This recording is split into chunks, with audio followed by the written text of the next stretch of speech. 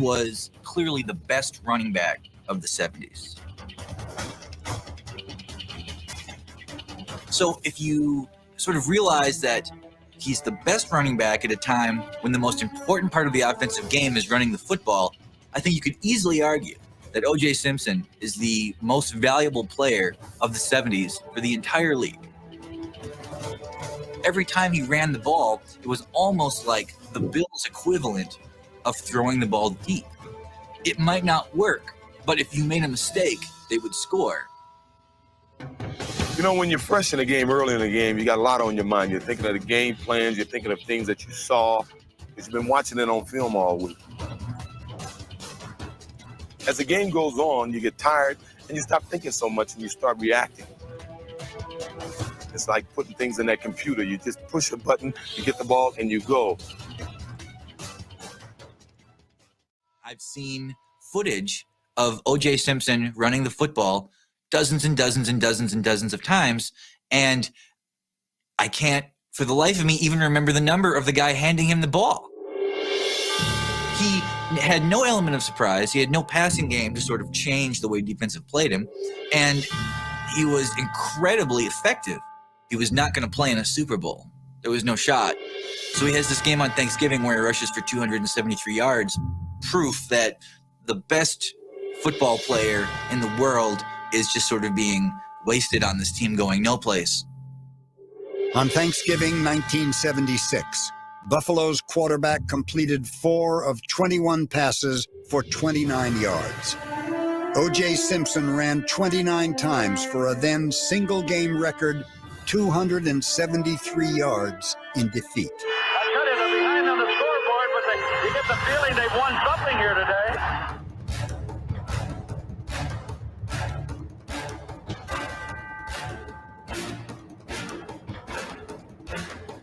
The playoffs eluded Simpson in 10 of his 11 seasons. Jim Brown's single-season rushing record did not. In 1973, playing a 14-game season, Simpson sprinted for a staggering 2,003 yards.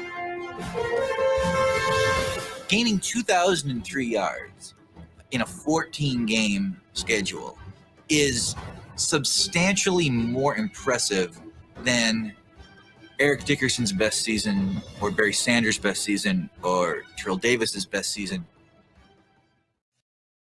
You can't act on emotions. You cannot act on emotions. Is that a leadership when he throws his mouthpiece? That's him riding for his team, but I'm not going to call that leadership. There's different aspects to it. But I've been saying this about Jalen Hurts for a minute now. I just had to put that on the record because, yeah. And as far as the Bills, OJ, right. I know that's your team. Right. Oh, wait. What'd you say? You're right. Because you. he's a leader because all the other guys on that team look to him when things are going bad. And he gets it done every single time. Just like Curry, they know he's going to hit that 3. They know this guy is going to do something good to help them. Teammates all look at him as their team leader. And Stat don't got no granddaddy issues, bro. She good. She all right, bro. She good. She good, no, bro. Me and OJ, the one time OJ would be like, "You're right, bro. It's gotta be something else." Thank you, OJ. I think that's a good leader. Welcome to the National Newspaper Publishers Association's Let It Be Known. And that's a part of O.J. Simpson that we all have seem to have forgotten the great football career. And it's understandable. It's understandable people don't talk about his football career or didn't. But now, listen, he has he's paid the ultimate price, right? He is that one of the podcasts that Greer was showing me, they were going in on him, and the young lady was talking about how basically ignored his family, which is really amazing because whether you think he's guilty or not, whether you think he was guilty or not, those kids were totally innocent. Those 4 kids that he had, I mean, some say his oldest son they theorized that his oldest son, he may have been covering for his oldest son or whatever. I have a brother who from Jump Street, Steve from Jump Street, had said, "Oh, his son did it."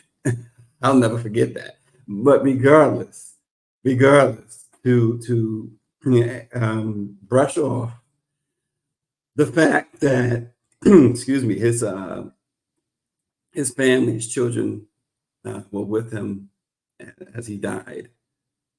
It's lame. It's very careless.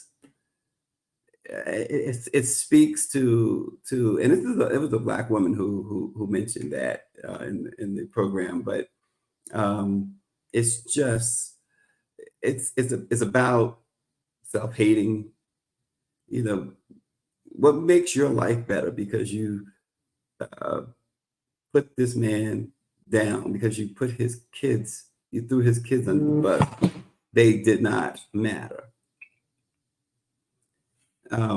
O.J. Simpson, of course, many think that, you know, he murdered his ex-wife and her friend. I'm among them. But just going back to that program briefly, one guy was trying to make a point that, well, you know, maybe he made peace with his maker. And somebody just threw that thought out the window. But if you, and they claim to be Christians or whatever they are, but if you believe that, then you must believe the one scripture that says,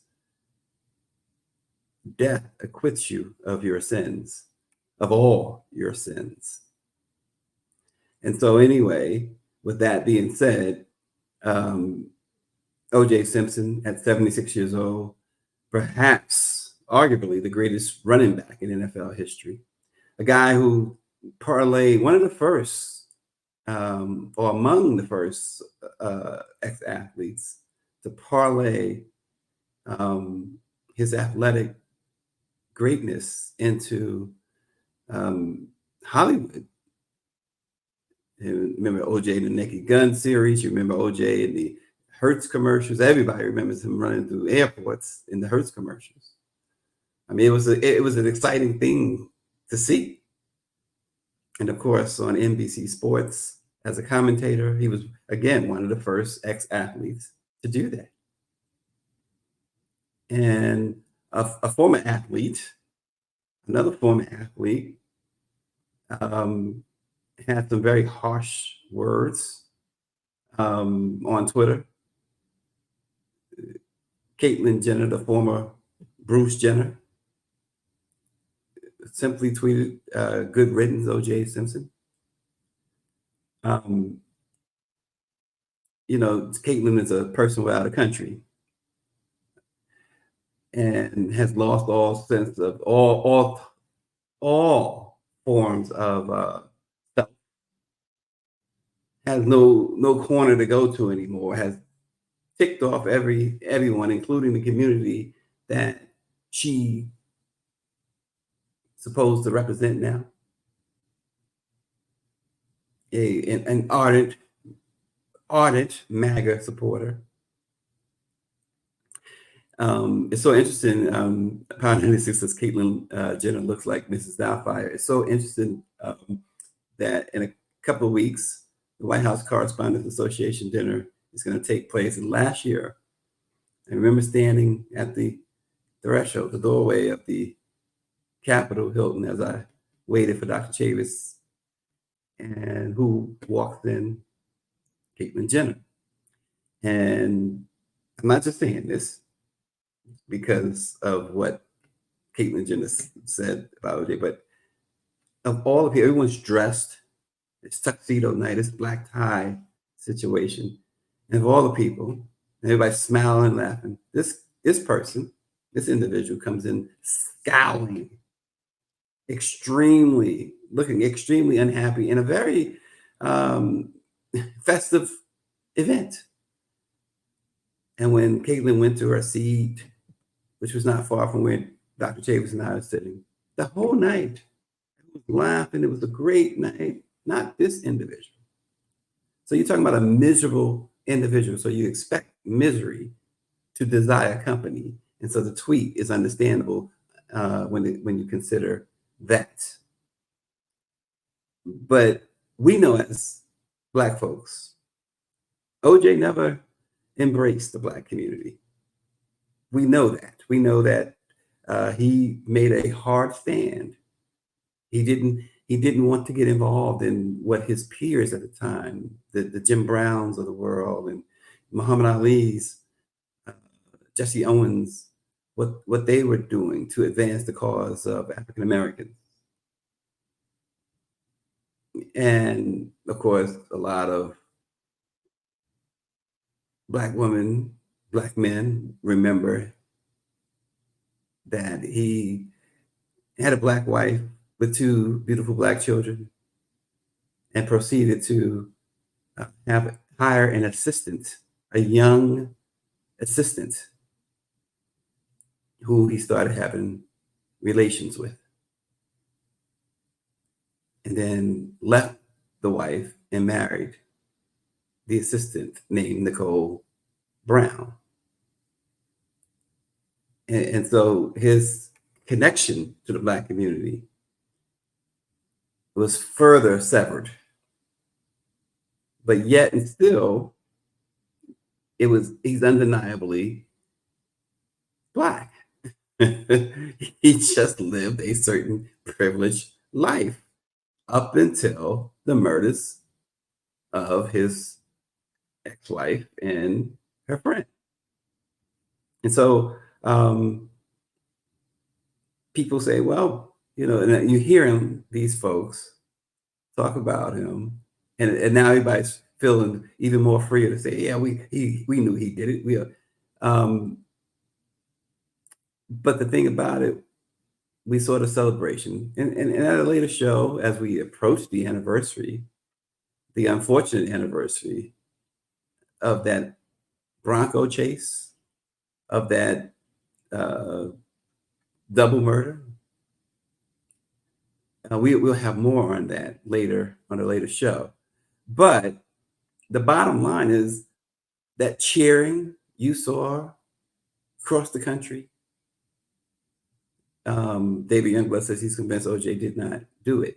That cheering in Times Square, that cheering that resonated from Times Square to South Compton was not, and I said this, I've said it for years, it wasn't about OJ Simpson. In fact, you can make an argument it was more about Johnny Cochran than it was about OJ Simpson.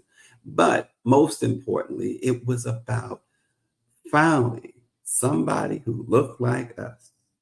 They were able to put together a legal dream team, which I heard somebody, kind of like, yeah, he had why he had all these lawyers, why he had, because do you know how much the prosecutors they spent to prosecute OJ? Now remember, the trial itself was from January of 1995 to mid-October of 1995. The pre-trial, the preliminary hearings and all that began in July of 1994, a year earlier. And the pre-trial motions and everything went on. They cost $80,000. No, let me rephrase that. There's another zero there. I'm sounding like somebody who's supposed to be, I won't say it. But anyway, $800,000 a month to prosecute OJ Simpson. And that's the underlying thing too. The district attorneys, state's attorneys, they have unlimited resources to prosecute you. It is extremely rare that someone of color can combat that. OJ Simpson was able to combat that because he had the resources. And the cheering was because somebody who looked like us finally was able to overcome the legal system and come out triumphant. That was what the cheering was about. It became white and black. And people say, well, Johnny Cochran and OJ made it about race. No, Mark Furman made it about race. You can make an argument that Chris Darden and Marcia Clark made it about race. And people say he played the race card. He played the card that was dealt. I'm not defending O.J. Simpson. As I said, unlike David, I've always believed that he certainly did. I still believe nothing's going to change my mind. But he was a towering figure in both the sports world and throughout the annals of American legal history, without question. The trial of the century is still, and we're talking about it now, but we're not the only ones. And it's interesting, Greer showed you the piece with him and Cameron and Mays. That is believed to have been his last interview before his death. And so Austin brings up a great point. He says OJ had William Kennedy Smith's money for his defense. And you remember that Kennedy cousin found not guilty of rape back in 1991. No one complained about the dream team he put together when strong evidence suggested without question that he committed that crime. Things are falling apart over here in this makeshift studio over here. But no one complained about the fact that this Kennedy put together a dream team. And that, yes, is definitely the point. That's the point. So then it came later that, and so when they want you, they want you. When they're going to get you, they get you. OJ went to prison for 9 years for stealing his own stuff. For stealing his own stuff. And people say, yeah, he deserved that. No, American justice said he was not guilty. And that's what you have to go on. We have had to swallow verdicts, unjust verdicts, forever. And so we are now supposed to all of a sudden decide we don't want this verdict. And that's what happened. Because if you recall, within a couple of years of the criminal trial, they decided, and this is the first time really that legal experts recall something like this happening. Not guilty. And understand, I know this information. I'm not naive to the information. Not guilty does not mean innocent. It just means that in the eyes of 12 people, there was not enough evidence to suggest beyond a reasonable doubt that you were guilty. But the thing about it is, when you are a target, and OJ certainly made himself a target, because you remember he kept, I was one of many, I'm sure, who kept saying after his acquittal, he needs to go away, stay quiet. OJ couldn't. His ego wouldn't allow him to. But a couple of years after his acquittal, they came at him and hit him in a civil jury. And so civil jury is unlike a criminal jury, where a criminal jury is beyond a reasonable doubt. Civil jury only has to have reasonable belief, preponderance of evidence, meaning it's a 51% chance that he committed this crime. And they found that it was at least a 51% chance that OJ killed his ex-wife and her friend. And they socked him with a $33 million judgment, one that Fred Goldman has spent his life chasing unsuccessfully. And I always found that to be, and listen, I didn't mean that as a dig toward Fred Goldman at all. Because as a parent, as a father, I don't know what I would have done. Perhaps I would have, because Fred probably felt that was his only way of getting some sort of justice. But the interesting part of that, Nicole's family didn't go after OJ after the murders. In fact, they pretty much shared custody. The grandparents, Nicole's parents, and OJ Simpson shared custody of the two younger ones, pretty much. And so there's that. But then OJ, of course, could not stay out of the spotlight. He comes out with he knew the biggest thing.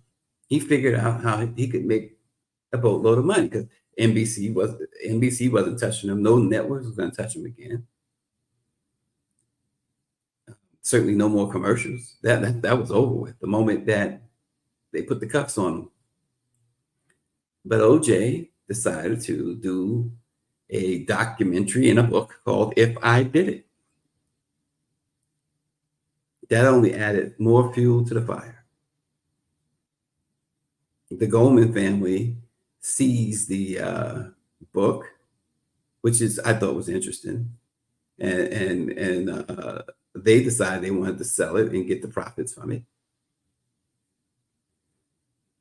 But they kept at OJ, and then all of his personal memorabilia, sports memorabilia, was stolen. He goes to steal it back. And his reason, why didn't you get law enforcement involved? His reason was interesting. His reason was law enforcement hates me. Nobody's going to help me. I'm OJ. How do you argue with him on that? And so he goes into this hotel room in Vegas and takes his stuff back. He's charged with armed robbery. So the idea of someone pulling a gun never happened, according to testimony in that trial. And the judge did the unthinkable. But when it came to OJ, everything was fair game. The judge in that case, it was a female judge, I can't remember her name. She even alluded to his criminal trial, his double murder trial, saying that this is not California. Basically, you're not getting away with anything, which was totally unethical. But of course, it was O.J. Simpson, so the state bar, nobody else was going to come down on this judge, and she sentenced him to up to 33 years in prison for stealing his own stuff. That 33 years,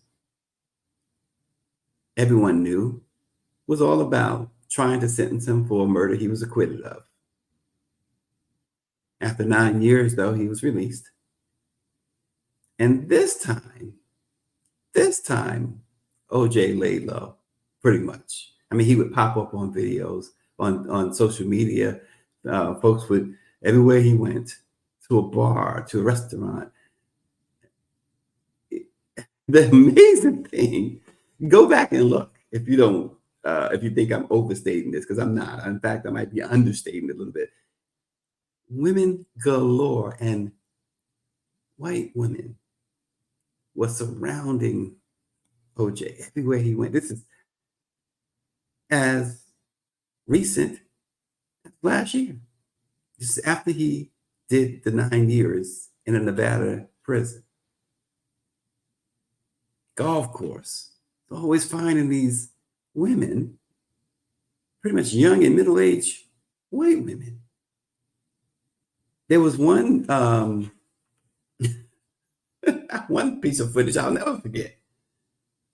OJ's in bed. He's obviously wiped out, tired from partying. This is only a couple of years ago. And there's about 8 or 9 young white women waking him up.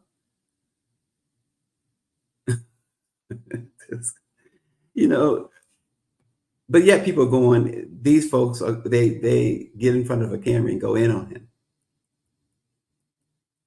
Again, we are talking about, we're not talking about guilt or innocence. We're just talking about the life that this man led. And certainly it was very interesting life, a very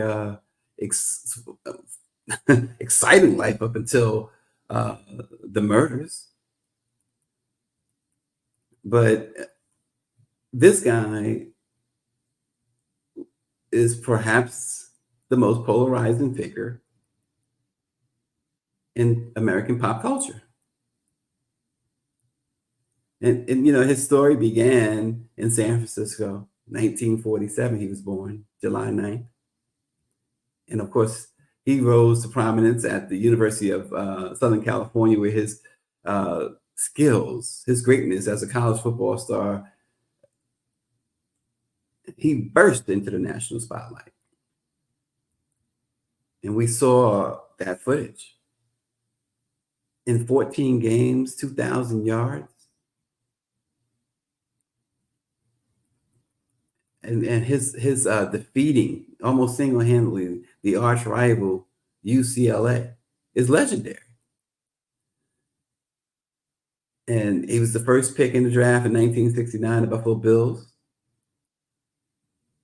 And he just simply took off that record-breaking 1973 season. He became the first player, as we mentioned, to rush for 2,000 yards in a single season. And remember, they only playing 14 games then. Now they play, what, 18? 17? And of course, you know, we all remember well the Bronco chase. That still remains one of the most surreal moments. I mean, it was reality TV before reality TV. In O.J. Simpson's case, it was one that we started getting news changed. That's when news changed. And that's where you started to see the whole setup with CNN and Fox and all of these other networks with the commentators. And it just changed everything. It changed how folks assembled legal teams, folks with money, of course. I mean, you had top-notch legal minds there.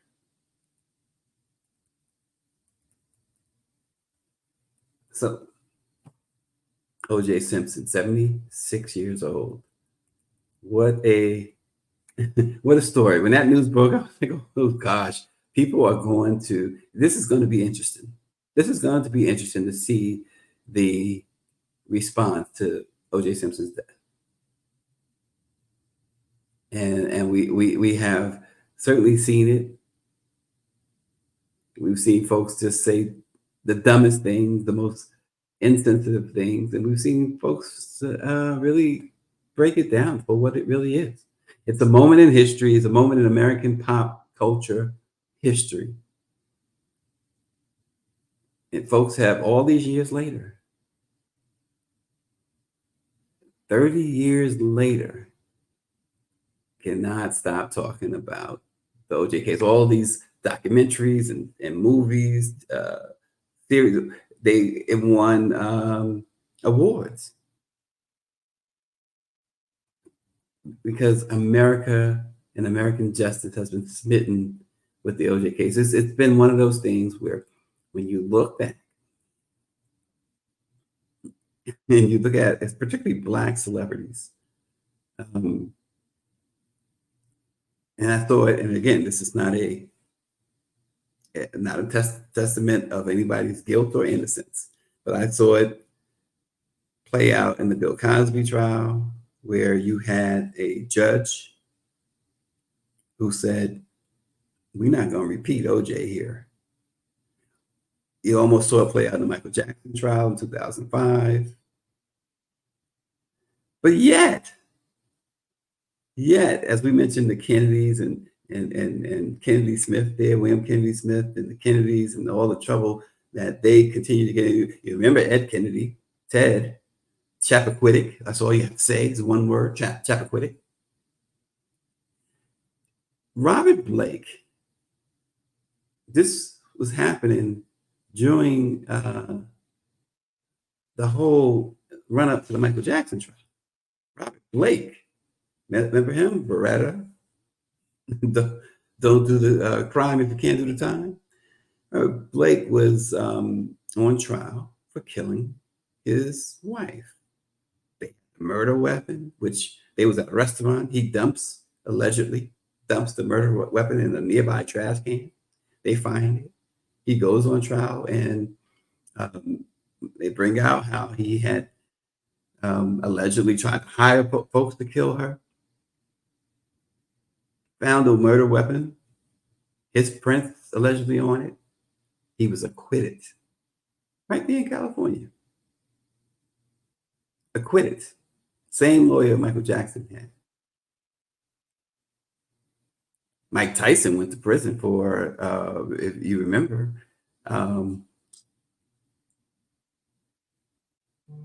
sexual assault charges, in which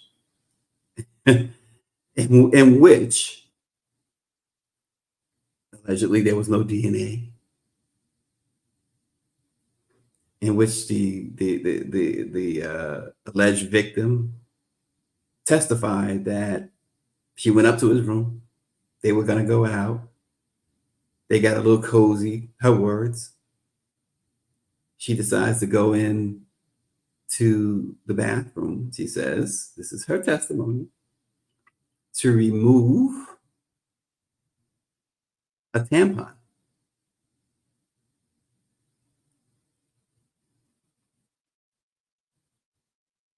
And then they proceed to engage in what she determined or told police was sexual assault.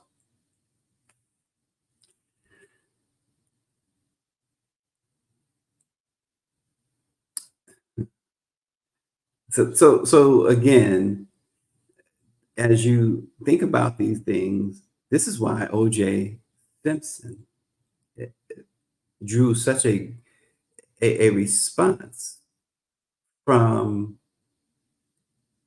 Black folks in particular, and white folks, because white folks was angry and Black folks were happy when they said, we, the jury, in above entitled action, find the defendant Orndall James Simpson not guilty.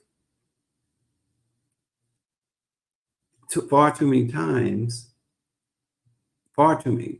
In fact, the overwhelming majority of times, Black man didn't stand a chance.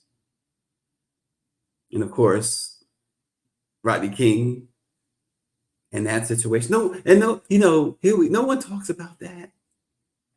But here we're talking about OJ did it, OJ didn't do it, OJ did it, OJ did it. No one, and they talk, OJ got off, OJ. Well, no one talks about those cops who we all saw. I don't care it doesn't matter your skin color, Black, white, whatever. We all saw, the world saw these cops brutally assault Rodney King. We witnessed not only brutal assault, but attempted murder. In the jury, an all-white jury in Simi Valley, California, it was like To Kill a Mockingbird. Not guilty. I mean, not guilty. And yet this is why, again, Black folks, just for the most part, most Black folks didn't want to hear the noise white folks were making about O.J. Simpson being acquitted. When history continues to show how the injustice system is what it is for us, the injustice system, the Department of Injustice.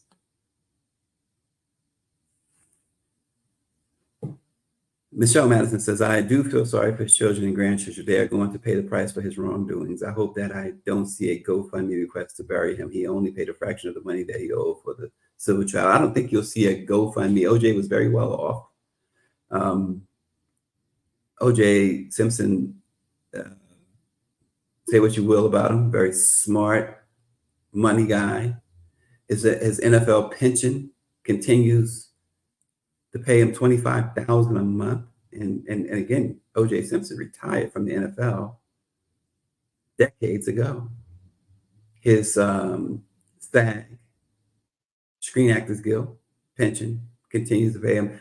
It estimate that O.J. Simpson, his Social Security is something like $42,000 a year or something like that. But it's estimated that O.J. pulls in about $3 to $5 million a year. So no, there will not be a GoFundMe, and no, the children should not have to pay any price for whether he did it or not.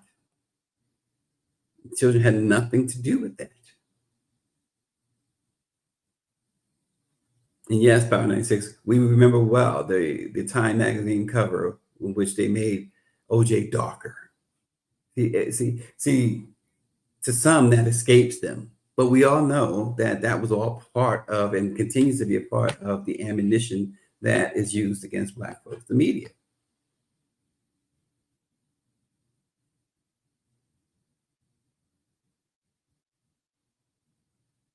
Natasha Harlins is what Power 96 mentions, that her killer received probation even after a guilty verdict. So we can go on and on and on and on. But O.J. Simpson has died at the age of 76. Another death that is being somewhat overlooked, and it tends to happen, right? When it's more than one. I keep going back to Michael Jackson. Remember the day he died? That morning, Farrah Fawcett Majors died. And that was going to be the big story, right? And a couple hours later, Michael Jackson died. Mike V says, "Make Him Darker" was the beginning of misinformation. They realized the tool that they had at their disposal. But another death yesterday that we really mourn the loss of DJ Mr. C. Y'all remember from the early days of Biggie Smalls to the rise of 50 Cent, DJ Mr. C was a pivotal figure in the New York rap scene. And of course, he was pivotal in the careers of some of the greatest performers. Mr. C, whose real name was Calvin LeBrun, was 57 years old. And he actually discovered the Notorious B.I.G. Of course, he was really well known as the DJ for Big Daddy Kane. And of course, he worked at the radio stations in New York later, and other radio stations as well, including the Block 94.7. Skip Dillard, who's the brand manager at the Block, said the Block family is heartbroken but thankful for a chance to work with one of the most influential figures in New York City contemporary music history. He says he posted then on Twitter or X about Mr. C that your legacy will live on. 21 years he worked at Hot 97. And Hot 97 also released a statement. The radio station says, as a family at Hot 97, of course, the legendary WDLS in New York, we're deeply saddened by the passing of our beloved Mr. C. He wasn't just a DJ. He was a pillar of our stations, bringing joy to countless listeners with his legendary Throwback at Noon and Friday Night Live sets. Mr. C's influence stretched far beyond the airwaves, shaping the very fabrics of New York City's DJ culture. Our hearts are heavy as we send our love and condolences to his family and the fans whose lives he touched through his music. He was born in Bed-Stuy in 1966. He became his interest in being a DJ came really from his uncle, And his uncle put him on to the world famous Supreme team. And from there, this guy grabbed everything by the horns. And it was the late 80s when he introduced the Notorious B.I.G.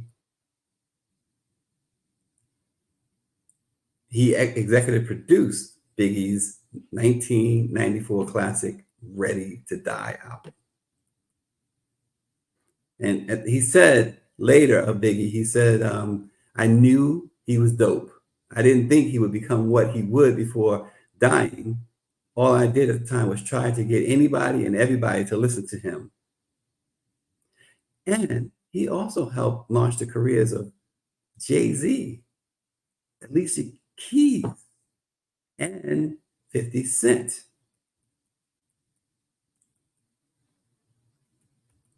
So his influence, not too many people had the type of influence that DJ Mr. C had. So we certainly hearts go out to his family as well.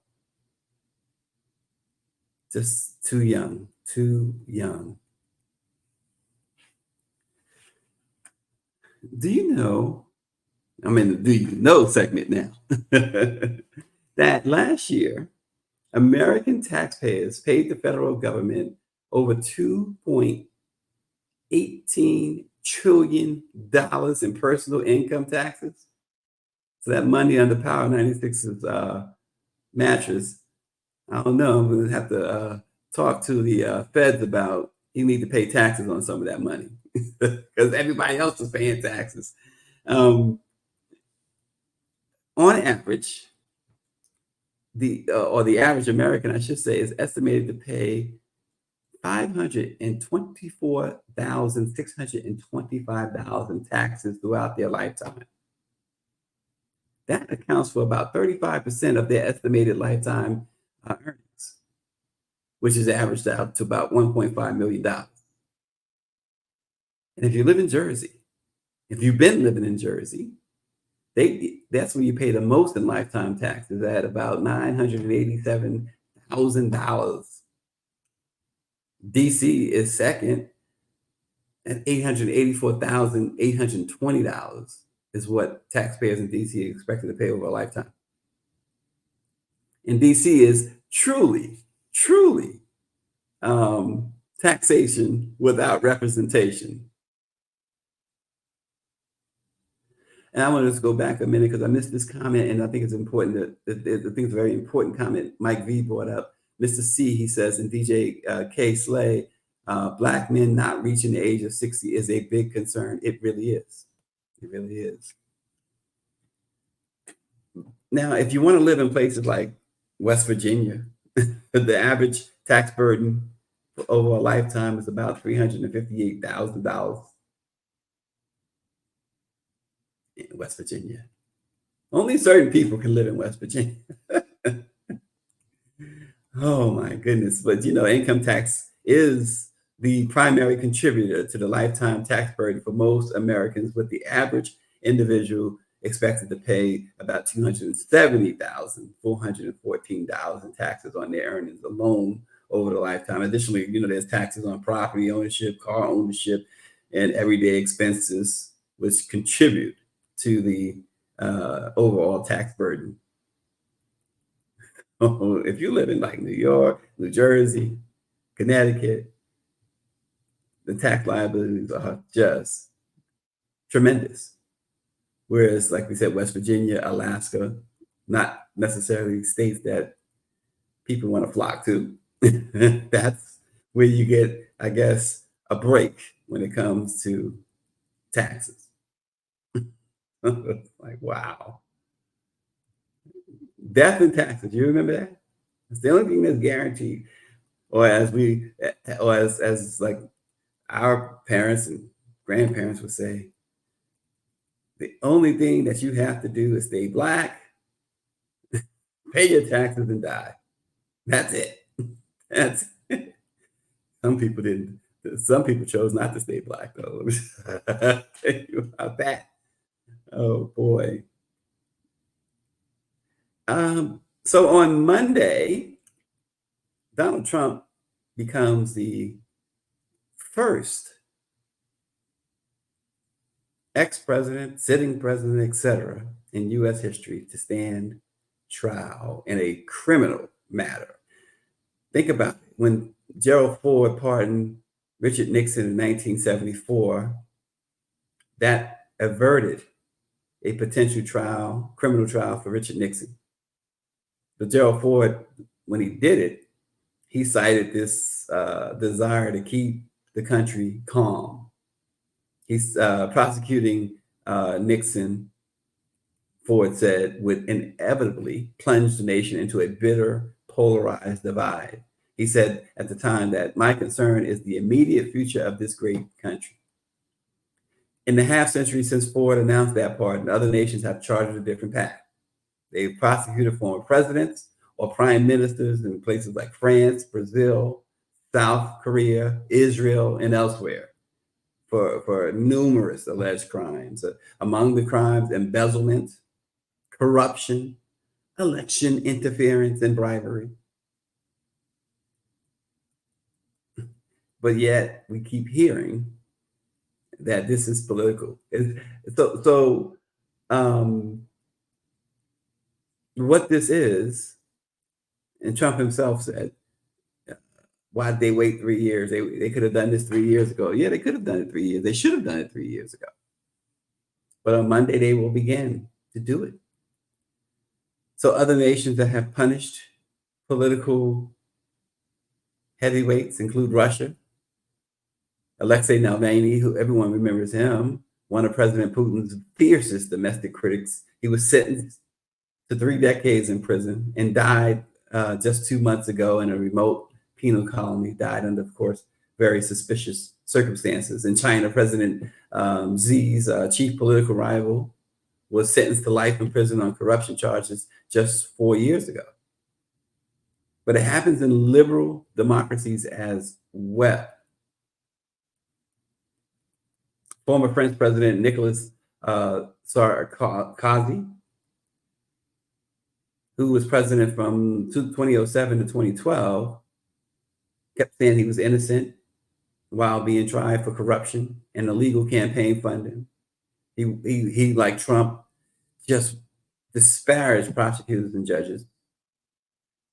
Then he was convicted in 2 cases. He still has other cases coming up, by the way. He was sentenced to 6 months in prison. Now he's not gone to prison. He's still appealing.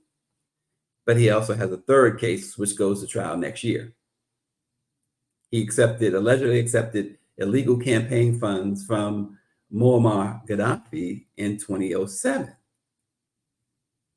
Of course, we know Gaddafi was killed in 2011. And this guy, Sarkozy, he still has an influence on French conservatives. Go figure, right? Of course, Trump leads a much more extreme right-wing movement here in the United States. Also in Brazil, you might remember Bolsonaro. He modeled his political rise on Trump's January 6th insurrection. And now he's been charged with forging a coronavirus vaccine card before entering the United States after he lost re-election in 2022. He's also facing an investigation into accusations that he sought to co-opt Brazilian police to block his successor, President Luiz da Silva, from taking office. And there was like mobs of his supporters. They stormed the federal government buildings during the inauguration of his successor last year. And if you remember, that was on January 8th, 2023, just 2 years after the January 6th insurrection at the US Capitol. But see, unlike Trump, Bolsonaro can never serve in public office again. That was the ruling. Well, In fact, they banned him. It's not that he could never. They banned him until 2030. And that was from the Electoral Court because he made false claims about the 2022 election. Rings a bell? South Korea has seen 4 ex-presidents go to prison for corruption since the 1980s. One of those ex-presidents killed himself in 2009 while he was under investigation. And we know we're going to get to U.S.'s one of America's closest allies, Israel. Benjamin Netanyahu. Yep, there's that man. Remember in 2019, he was charged with fraud, breach of trust, and bribery while he was still in office. And so all this delay that Trump has been doing and trying to do and still trying to do, well, Netanyahu's trial had several delays. And he left office finally in 2021. And of course, he called the prosecution a witch hunt. Then he returned to power. Now that's the correlation that many don't want to see here. But the point is, while it doesn't happen in America, this is going to be a first for America. It certainly happens across the board.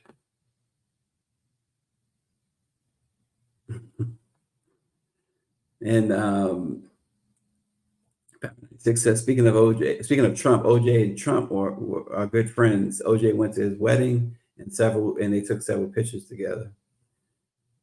Yeah, well, hey, it doesn't surprise you. Listen, the crowd that OJ chose to hang with throughout his life, we all know. And just so Trump would seek out high-profile, wealthy Black individuals as well. Yeah, he did. Trump did a lot of picture taking. Nothing to see here for sure.